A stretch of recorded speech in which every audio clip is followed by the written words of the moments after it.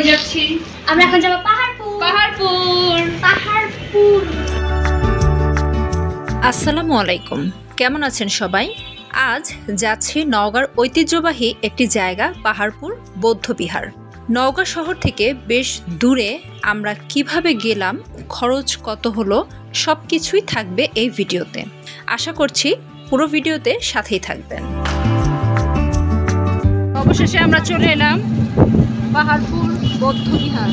এটা বাইরে থেকে এটার ভিউটা, আমরা একটু কাছাকাছি আছি। এটার ভিতরে কেমন কি আছে সবই আপনাদের সাথে শেয়ার করব।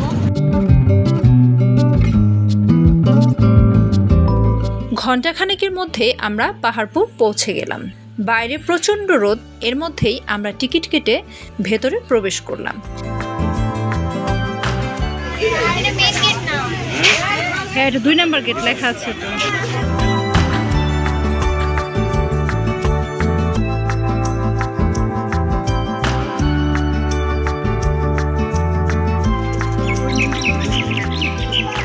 এই গাছে এটা কি ভাইয়া?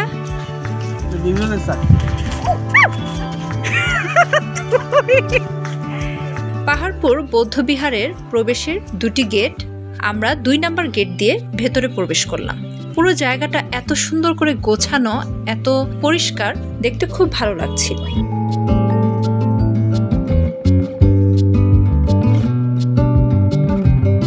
আর এর পাশ দিয়ে হেঁটে আমরা বিহারের দিকে যাচ্ছিলাম। আস্তে আস্তে আমরা চলে এলাম পাহাড়পুরের সেই ঐতিহ্যবাহী স্থাপনা, তার খুব কাছাকাছি। হ্যাঁ, অনেক গরম। আর আসলে রোদটা খুব একটা বেশি গাঢ় না, তবু এত বেশি তাপ এখানে মানে থাকা যাচ্ছে না। আমরা কোনো কিছুর উপরে বসে যে একটু ছবি বা একটা ভিডিও করবো সেটাও করা যাচ্ছে না, এত বেশি গরম।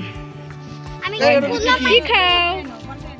রোদের তাপে বাচ্চারা বেশ কষ্ট পাচ্ছিল, তাই ওদেরকে আইসক্রিম দিয়ে ঠান্ডা করার একটা চেষ্টা। প্রচন্ড গরম, এই জন্য আইসক্রিম কিনেছি, আইসক্রিম খেয়েছি। যদিও আইসক্রিম খেয়েও কোনো লাভ হয় নাই, এত হিট মনে হচ্ছে আরো বেশি গরম লাগতেছে। আইসক্রিম খেতে খেতে হাঁটছি আর ভাবছিলাম, এখন যদি এই মঠের বৌদ্ধ ভিক্ষুরা থাকতো, তারা আইসক্রিম আর আমাকে দেখে কত না অবাক হতো।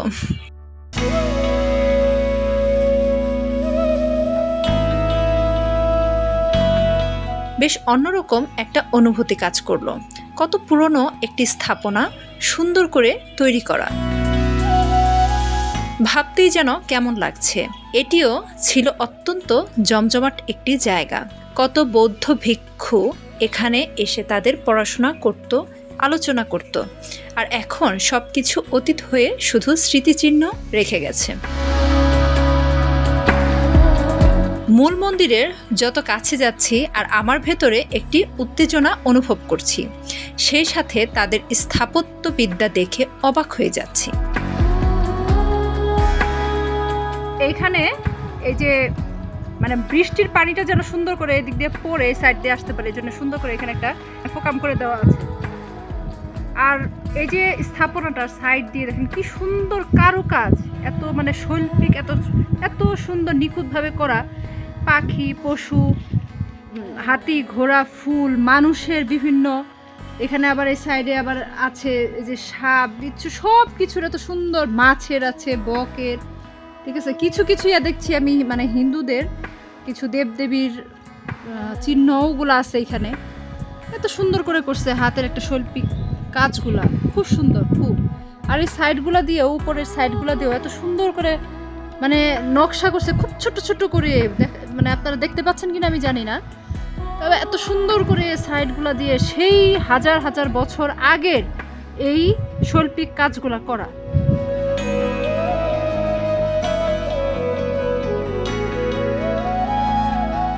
আগে এখানে উপরে উঠা যেত, এখন এই যেরকম কাঁটাতারের একটা বেড়া দিয়ে এটাকে বন্ধ করে দিছে, এখন আর উপরে উঠা যায় না, এটুকু রেস্ট্রিক্টেড করে দিয়েছে।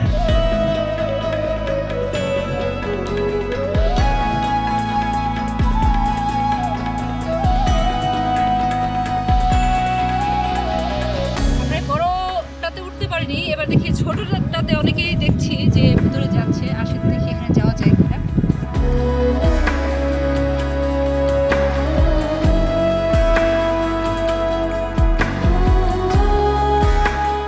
আসলে এদিক দিয়ে উঠবো এখন।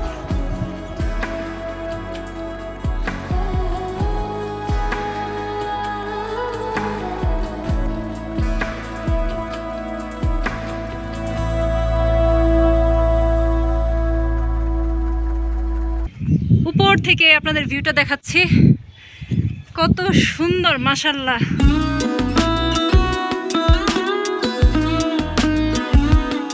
এখন আমরা যেখানে আছি এগুলো ছিল মূলত ছাত্রাবাস। ছাত্রদের লেখাপড়ার জন্য এখানে মোট 777টি বসবাস উপযোগী কক্ষ ছিল। এই যে দেখতে পাচ্ছেন ছোট ছোট এগুলো ছিল ঘর, তখন এখানে ছাত্ররা থাকতো। মজার বিষয় হচ্ছে এগুলো প্রত্যেকটি কক্ষই ছিল সমান মাপের। মূলত সে সময় এই জায়গার নাম ছিল সোমপুর।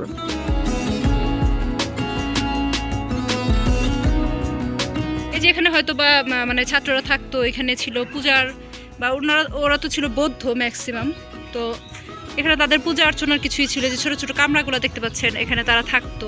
এটি আনুমানিক 810 থেকে 855 খ্রিস্টাব্দের মধ্যে বেশ কয়েকবার আক্রমণের শিকার হন। এর পরের দিকে শত্রুপক্ষের দ্বারা চূড়ান্ত ধ্বংসপ্রাপ্ত হয়। এরপর থেকেই বুদ্ধ ভিক্ষুরা এখান থেকে একে একে চলে যেতে শুরু করে এবং 1300 সালের দিকে খালি হয়ে যায়। ভাবতেই যেন কেমন লাগছে। 1300 সালের দিকে ধ্বংস হয়ে যাওয়া একটি ধর্মীয় উপাসনালয় ছিল এটি, সেই সাথে বলা যায় তখনকার পড়ালেখার জন্য বিশ্ববিদ্যালয় মাপের একটি প্রতিষ্ঠান ছিল।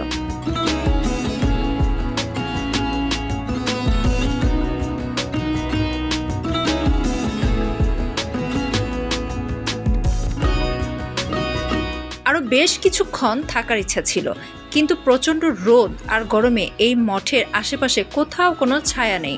তাই আমরা আস্তে আস্তে 1 নম্বর গেটের দিকে চলে গেলাম।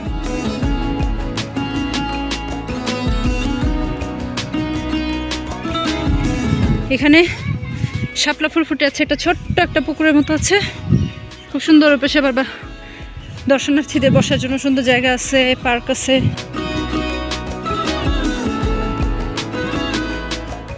এগুলো ক্যান্টিন, যেখানে বসে থাকার মতো একটা মেন গেট। এখান থেকে প্রাপ্ত সকল প্রত্নতাত্ত্বিক জিনিস নিয়ে এখানে একটি জাদুঘর তৈরি করা হয়েছে। এখানে এসেছি আর জাদুঘরটা দেখব না তাই কি হয়? জাদুঘরে যাওয়ার রাস্তার দুই পাশে সুন্দর করে বাগান করা ছিল, দেখতে দারুণ লাগছিল। আমরা টিকিট কেটে জাদুঘরে প্রবেশ করলাম।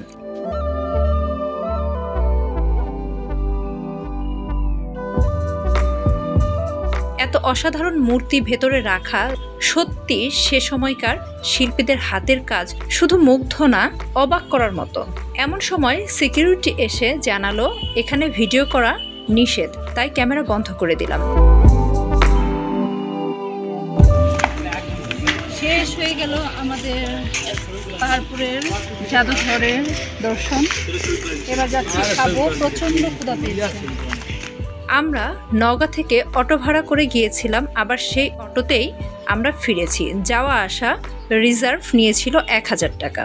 ভেতরে প্রবেশের টিকিট মূল্য ছিল বাংলাদেশিদের জন্য 30 টাকা, প্রবাসীদের জন্য 500 টাকা, আর এসএসসির নিচে শিক্ষার্থীদের জন্য ছিল 10 টাকা করে। জাদুঘরের টিকিট মূল্য একই ছিল।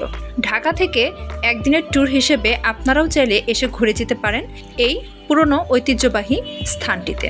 এখানে পার্কিং এবং রান্না করারও সুব্যবস্থা আছে, চাইলে এখানে শিক্ষা সফরেও আসতে পারেন। দুপুর হয়ে গিয়েছিল, আমরা এখানকার একটি স্থানীয় হোটেলে খাওয়া দাওয়া করে আবার সন্ধ্যার আগে রওনা হয়ে গেলাম। তো আজকে এ পর্যন্তই। আমার ভিডিওগুলো কেমন লাগছে অবশ্যই কমেন্ট করে জানাবেন। আল্লাহ সবাইকে সুস্থ থাকার তৌফিক দান করুক। আল্লাহ হাফেজ।